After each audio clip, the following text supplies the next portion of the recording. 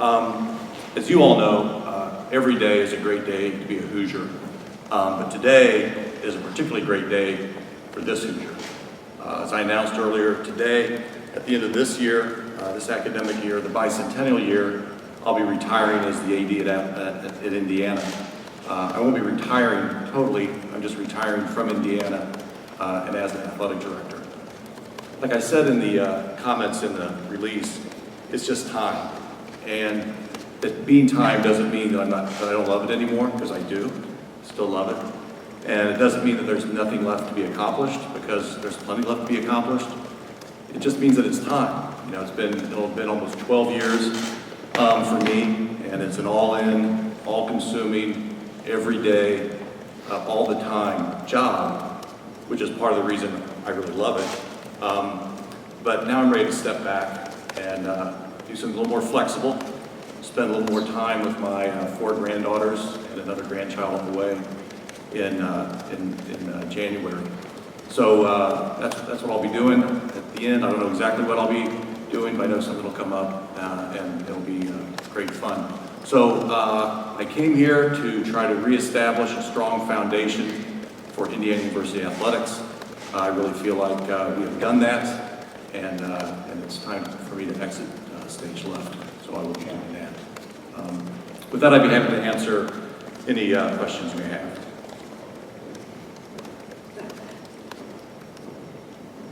I guess, when did you kind of first know that this was the decision you wanted to make, and if you can, as much as you're willing, take us through kind of the steps from that point to right now?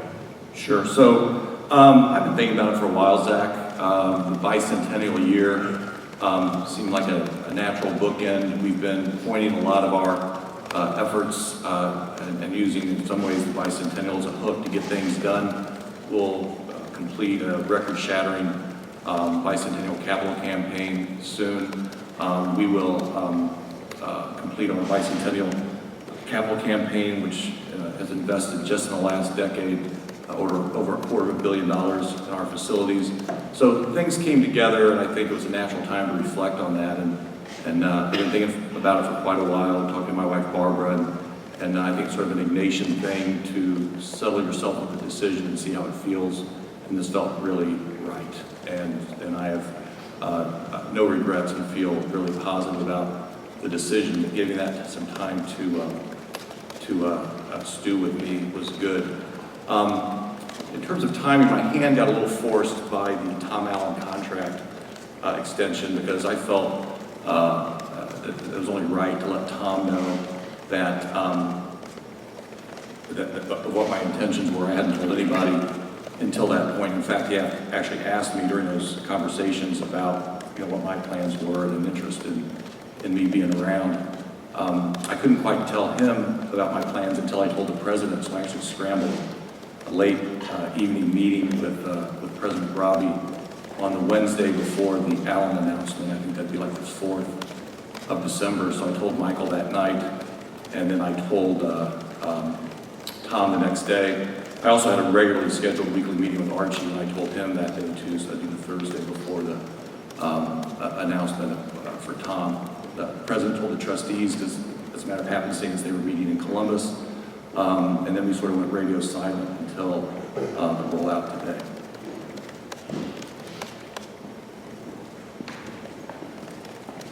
Fred, when you took this job back when, you didn't really have any athletic director experience coming into it. So looking back overall, can you maybe talk about the 1 or 2 or 3 things about this job that surprised you the most? I think everything surprised me. I really didn't know what to expect. I didn't understand the acronyms. I didn't understand what a joint group was, what the cycle was. And I think I paid a price for that learning curve. But at the same time, I think that was more than offset by I was too dumb to know what I couldn't do. And I think we went after some things and did some things that conventional wisdom might have said we couldn't do. But because I wasn't a product of that environment, I think we were able to get something done. But I will say, especially in those early days, I felt like, I was driving full speed down the interstate with no headlights on, because I really didn't know. We were going fast, and I really wasn't sure where things were going. But over time, I think we're able to get some things accomplished, in part because we're taking a fresh look at some things. I guess if you have any kind of favorite memories from the tenure that you've had here, is there anything that stands out, something you're going to look back on more than anything else? I'm sorry, like a favorite moment? Yeah, just kind of like a favorite memory, something you're going to, look back on your tenure as like the number one thing that you accomplished. Yeah, no, that's great. I'm thankful and fortunate that I really have a chock full memory cabinet of fun things and cool things. Most of them involve interacting directly with the students, which is day in and day out my favorite part. I'll say the 8th national championship in men's soccer was a highlight, especially with Todd was my first hire as a coach, and to have that success was gratifying. The watch shot was just an instantaneous phenomenon that galvanized kind of the whole campus, and was a very exciting moment. And even though it didn't reflect us being all the way back to where we wanted to go, it really reflected Indiana University basketball being relevant again nationally after essentially being wiped out and sort of de facto weeded out the death penalty to come back that way. And that was a great tribute to Tom Crean, by the way, but very few times is there a moment in time where you were back. Maybe not ultimately where you want to be, but back relevant, and that was big. And then more recently, the win in Nebraska was very gratifying to go into that environment, beat them for the first time in 60 years. Staying on that sideline was a really great thing. And then every time we beat Purdue, which has been 5 times in the last 7 years, by the way, that's been gratifying as well. Mr. Bice, everything you've done has been geared towards this future of IU athletics. How will you be involved in selecting your successor, and is there a timeline for that? Yeah, I won't really be involved in the selection of the successor. I have provided my confidential counsel to the president, and I'll continue to do that as asked. But that will be his decision. When you move on, you move on. And I've moved on from a lot of cool things, and I think you just don't look back. So I'll be around as people may ask, but I won't be underfoot. And in terms of the selection process, that'll be 100% run by the president. I think he'll have an announcement this week of more details about how he's going to approach that.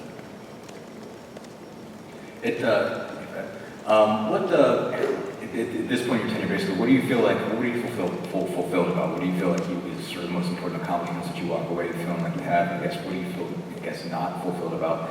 And what do you think will be the most important challenges for your success? Yeah, in terms of what I feel good about in terms of accomplishments, without getting into the details of specific things, I think that they're more global things. So I really felt like I came here at a time when the foundation of IU athletics needed to be rebuilt. And I think we've done that literally with the buildings and figuratively with rebuilding the culture. And as a lot of you regulars know, it all circulates around the 5 priorities. Number 1, we're going to follow the rules. I think we've really instituted a culture of compliance. We have no major infractions cases during my tenure here. Number 2, we want our kids to be well in mind, body, and spirit. I think we've been a nationally innovative leader in terms of programming and personal development programs and care for our kids. I'm proud of that. Number 3, we want to achieve academically. We're graduating our kids at a record rate. We set record after record on our graduation success rate. We want to be excellent athletically. Many, if not most of our programs are enjoying historically great seasons. And we're proud of that, and all of our sports, I think, have a very positive, bright future. I'm extremely proud of the cadre of coaches that we have. Herman Wells said, from the university's perspective, it's the faculty that makes you famous, and I've always considered our coaches our faculty. And the facilities are important, and the programming is important, and the culture is important, but what really defines whether you're going to be successful or not is the quality of your head coaches. And I feel like we have a great group of head coaches are our faculty, which I think makes the future bright. Number 5, we want to be integrated with the university. I think we have been. We pride ourselves on that point. And all the while, we've set records in fundraising and not coincidentally gone on that $250 million facility remake, which wasn't creating luxuries. It was really I think catching up from too many years of neglect of our facilities. So when you take those 5 priorities, I feel like we've been able to pay more than lip service to those and have documented success in those areas, which I think leave the department with a very strong foundation going forward. One of the things that you mentioned when you came was that you wanted to really help football become Big Ten viable. Kind of take us through what you feel are the key things there, and where do you feel football is right now? Yeah, it's funny you mention that, Jeff, because I was just talking to someone about my interview with the search committee, and part of my pitch to the search committee was Indiana's got to get football right, you know, and there's a lot of other things we needed to do, but for a variety of reasons, we need to get football to be excellent, like the overall Indiana University brand, because number one, I think it's important for football's sake. Football reflects disproportionately on your school, whether you like it or not. Again, Wells said that if we're going to participate in something, we should be excellent at it, and we had not been excellent at football. I think football is also important for the department, right, because it can be a huge revenue generator, not only to reinvest in football, but to reinvest in our other sports as well, and we have inventory, we have opportunity to generate more money. I've often said that if we just filled the small stadium we have, we'd get $7 or $8 billion to drop to our bottom line, which really makes a difference on our budget, so it's important for the department. And finally, beyond being important for football and being important for the department, it's important for the university, because I believe that if as an undergrad, going to games as part of your experience, you're more likely to be connected to the university, and maybe you make a gateway contribution to the foundation, or maybe you're on the Dean's Advisory Council, whatever school you were in. So I think the stakes are very high, and that's why we really were focused, and I think not at the expense of neglecting other important sports and all of our sports, but we've really focused on the football investment and closing in the 2 end zones, and most recently the Terry Callan Indiana football complex, and investing at an unprecedented rate in coaches, assistant coaches, offensive coordinators, strength conditioning coaches, etc. I think is really important. But you got to slog at it every day and have consistency. So, as you know, Jeff, my thing was football will improve when we have consistently excellent leadership and consistent investments in the program. And, you know, you keep chipping at that rock, and eventually, you know, it cracks. And I think we had a little bit of a crack this year, which was sort of like an overnight sensation 10 years in the making. From when your time started here, you talked a lot about academics being so important. Why was that so much of an emphasis for you, and how happy are you to see that the numbers and graduation rates and stuff like that have come out? Yeah, well, you know, when I came here because we had a major infractions case where our most prominent coach didn't prioritize athletics, let's say, and broke the rules. And it's not a coincidence that my number one and number 3 priorities are follow the rules, and then only after the wellness of the kids, academics. And that sounds super pedestrian, but if you have those basic rules in order, they are super helpful when you're in a situation, a budget question, a crisis, or whatever. You say, if academics is really, you know, our 3rd priority and it's ahead of athletics, then we're going to do this and not that. So we're an educational institution. I think it should be patent that academics should be preeminent. It is for us, second only to playing by the rules. And I'm really gratified that we went from a graduation success rate shortly after I was here that I think was about 74% to one that as we sit here today is 91%. And in those intervening years, we set 7 straight records. And I guess, Dustin, if we were going to look at particular things to be proud of, I'm particularly proud of the improvement of our graduation success rate. You discussed basketball being kind of in a dire situation when you took over. How do you evaluate just the basketball program during your 10 years here and kind of the future, where it stands now and where you see it kind of going?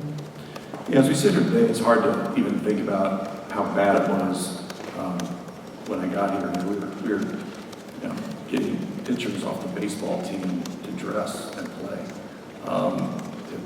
It was really, really bad, and I give Tom Crean tremendous credit through his will and perseverance to bring us back to, I think, being, relevant again. I mean, 2 outright Big Ten titles in, I think, 4 or 5 years is nothing to sneeze at. I think he deserves immense credit for that.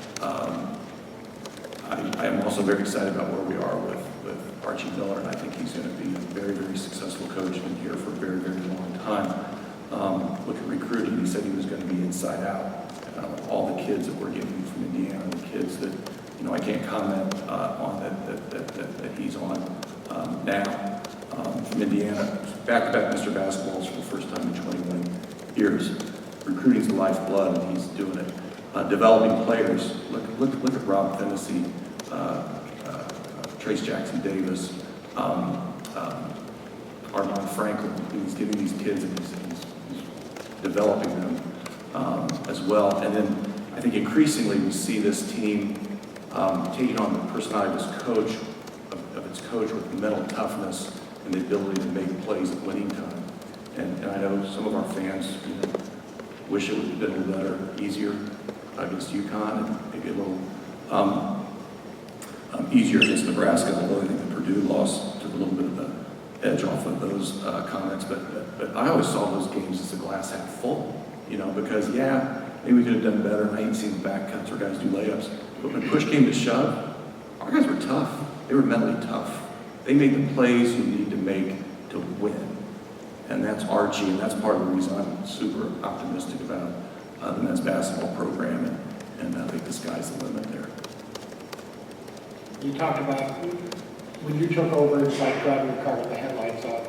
What advice would you have for somebody, whoever it is that steps into your role, of what you wish you knew when you stepped into the game and the job that they might not expect to be looking for?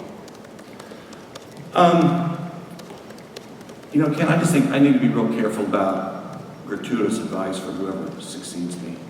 It's going to be their agenda. It's going to be their vision. I'm really proud of what we've accomplished over what will be the last 12 years, and I hope a lot of the commitment to being a values-based organization, a student-centered organization, committing to their personal development as much as we commit to their academic development and their athletic development. I hope those stay. But every person faces new challenges and different challenges, and I think it'd be presumptuous for me to, set an agenda or give advice to whoever comes next. What do you wish you knew? Other than like anything and everything. That's hard to tell. It really was those early times were sort of a blur at this point. But obviously, there's so much of a spotlight on the decisions you make with men's basketball and football and such. But can you talk a little bit about the pride you feel as you're leaving now, with kind of like where women's basketball and soccer and baseball and such stand as well under your watch? Yeah, no, I appreciate the question because I understand the weight that football and men's basketball have and how justifiably important they are, and sort of their preeminent stature, certainly in our fans' mind. But we are 24 sports, one team, and I'm thrilled about the coaches that we have. When I look across the board at, Shonda Stanton in softball, Jeff Mercer in baseball, Steve Aird is really getting it going in volleyball, Angel Escobedo in wrestling. I inherited Ron Helmer and Ray Lewis with great jobs those guys are doing with those terrific programs. Todd Yeager, the first person I hired. Erwin von Bennekom, who's coming up on the women's soccer side. I look back, we have 19 coaches that coach our 24 sports, and I hired 15 of them. To a person, I think they have the potential to be really excellent in their programs, and I'm really excited about that. Probably left somebody out. Terry. You left Terry. Terry, yeah, well, I talked, that was one of the hardest conversations today, because I think Terry and I share a special bond about the way she was hired under challenging circumstances. I think it might have been like August or some ridiculous time before, and then to see them beating, 2017 national champion South Carolina, highest ranking ever, really realizing the potential of women's basketball at Indiana. I feel a special pride in her and a connectivity, really because of the way she came in. I know you said you didn't want to just give, like you said, gratuitous advice to whoever your successor may be, but I mean, do you view there as being an obvious challenge for that next person, or do you feel like the foundation has been set that there's not necessarily one thing or a few things that stand out, it's just a question of keeping going? Do you see something that's sort of obvious that the next successor will have to tackle? You know, I think it's a fair question. I think finances are a challenge everywhere, particularly here. We compete in the Big Ten, and we get a full share of the media money, and that's awesome. That helps us compete. But because we have a small football stadium that we don't fill, we're at a huge economic disadvantage with those that we compete against. I think the last year for which records were kept, Indiana had the least amount of ticket revenue in the Big Ten, about $6.5 million, and Michigan had $58 million. Half the league had $20 million or more in ticket revenue. That matters. That matters when you're hiring coaches and investing in things. And so that's part of the reason we've been so aggressive on fundraising to try to level that playing field a little bit by getting extra dollars. But that'll continue to be a challenge.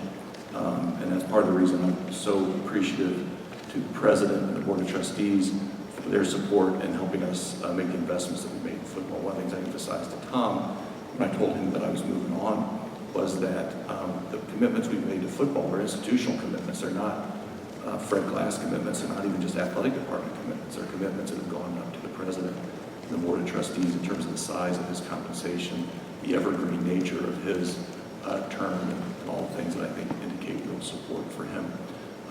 So I think finances are a challenge, but I'm appreciative of the way the university is supporting us there. The other thing is just the whole landscape of our collegiate athletics is dramatically changing. It's dramatically changed since I've been here, and there are even more dramatic changes on the horizon with name, image, and likeness, pay for play.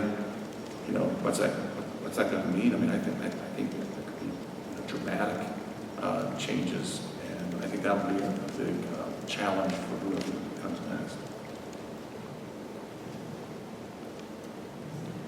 So obviously 10, 11 years doing this. I mean, did you, when you came in, think that you were going to be doing this long? And why do you think you hung in so long, so many years in this job? Yeah, I came with the intention of trying to stay for a long time. I was the 5th athletic director in 8 years when I was hired. And so just let that sink in a little bit. 5 athletic directors in 8 years. I can't even imagine how long it takes you to get to certain things and sustain initiatives and get things done. And I think that it created, frankly, a lot of dysfunction and morale challenges. People thought that was normal. It's not normal. And I thought to myself, I may not be the best AD ever, and I may not really know what I'm doing, but I can be here. And Woody Allen said, 90% of life is showing up. I think there's a lot to that.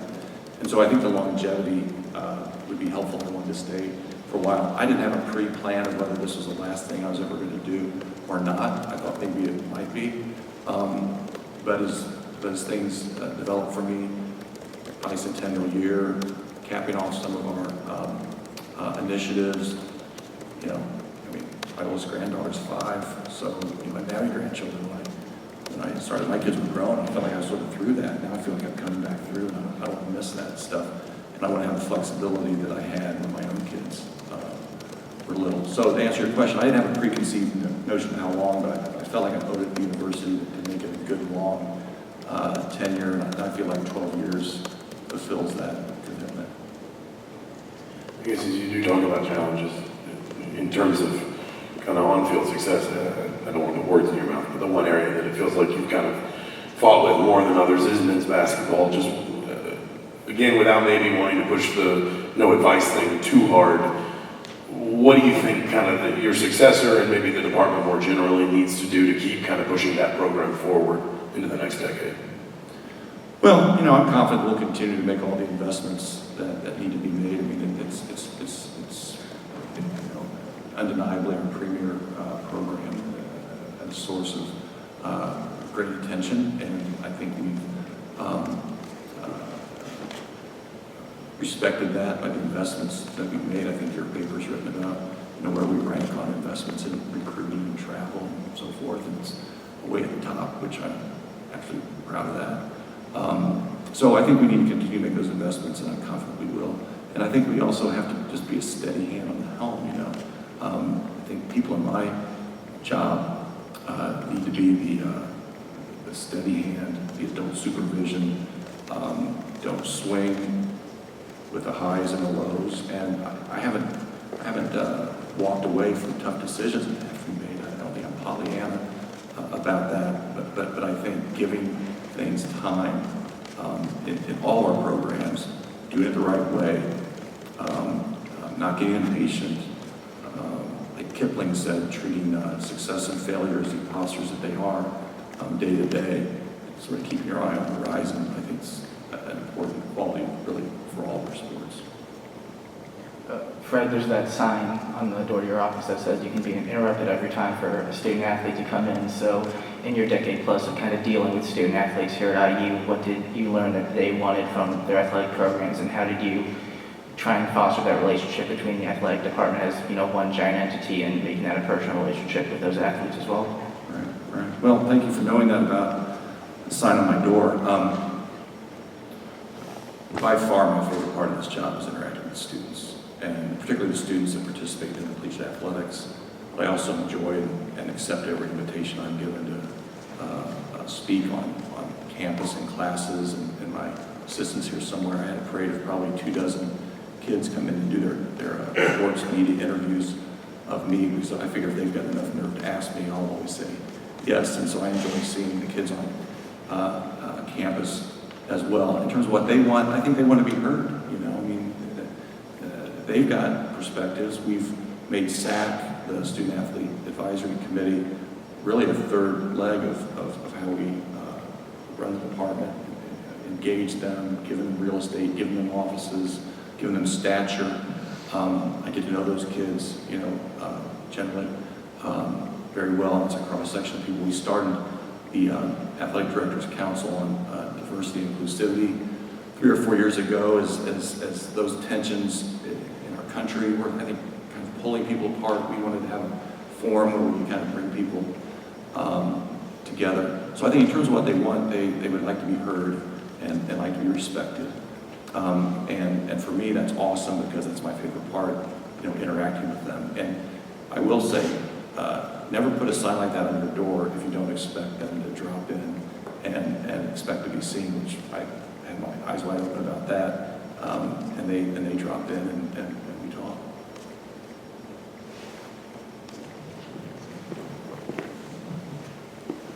You mentioned you had a private meeting with Archie to kind of break the news to him. I guess what was his reaction to that? And you mentioned how you've likely done recruiting, but other things that you're doing with the program that you're really kind of happy with. Yeah, as you might imagine, Archie was very even, when I told him, and then very immediately, congratulations, happy for me. We've gotten to know each other well, and I'd like to say enjoy each other. I certainly enjoy him. So it was immediately sort of congratulations and good for you, and very even. Tom similarly was very positive about it, and I thought that was very good of him, given where we were in the conversations about the contract. And if he would have brought it up, I would have. I couldn't imagine going through that process and then, sort of telling him that afterwards. But it did sort of accelerate things a little bit. The president was awesome too. I told him late at night before he was getting ready to have a 2-day trustee meeting, which that was not good timing. But he was very positive about it, and I confess to having been a little nervous about telling him, but he was great. You're at the end of the line now. When you look back at the beginning of the line, back in 2008, 2009, and not having a lot of athletic directing experience, do you think about kind of the doubts that you might have had that kind of eviscerated, or how did you kind of see yourself grow into the position, maybe as a person as well?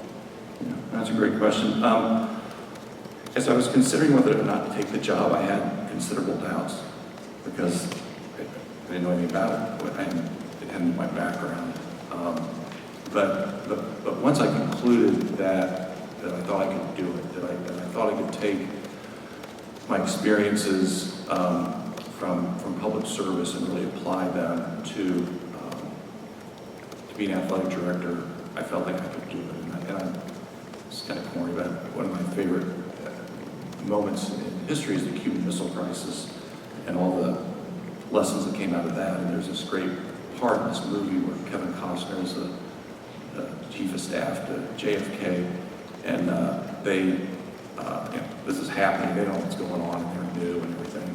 And so they bring in this Henke Herman, this like old-time diplomat, and ask him what to do. And it turns out that he just is a kind of clueless gas bag, and they look at each other like, oh my God. And then Costner goes to JFK, whoever he was, I forget, and he says, you don't get it, you get Jack. You know, there's no wise old men. You know, it's just us. And I always remember that because you can't look at somebody else to tell you what to do. You know, you can have confidence in your own abilities and you know, make the best decision you think you can, and do what you think is right, because like Eleanor Roosevelt said, you'll be criticized no matter what you do. So you might as well do the thing you think is right. You know, don't try to placate the mob. Don't try to avoid criticism. Do what you think is right. And if it turns out not to be right, at least you're trying to do the right thing. For probably the riskiest move you had to make during your time here was hiring Tom with no college experience and such. How good does it make you feel that 3 years later that it looks like you made the right choice there? Well, I'm glad for the kids, and I'm glad for, you know, Indiana football. You know, validation is sort of like criticism. It's a phantom thing to have somebody else, you know, tell you to do a good job. Or have someone else tell you to do a bad job, and you've got to kind of judge it yourself. And you know, if the ball had bounced the wrong way a few times, and we ended up at 5-7 this year, I think I'd still think Tom's the right guy, because he's the same guy in terms of recruiting and building and all that. And thank God, you know, he's 8-4, and that's awesome. It makes the day a lot better, you know.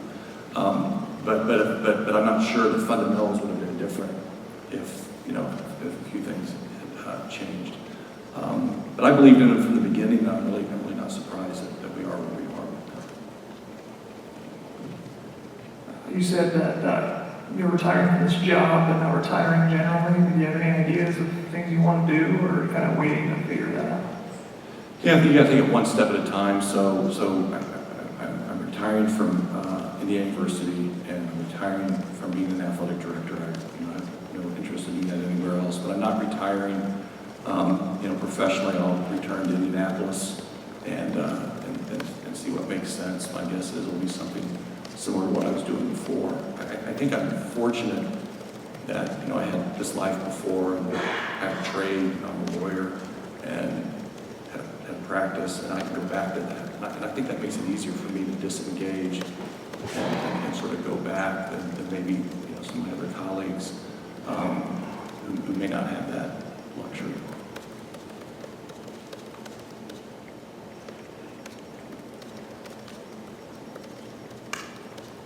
All right, anything else? Thanks for coming. Be safe driving out there, you guys. I appreciate it. And go IU.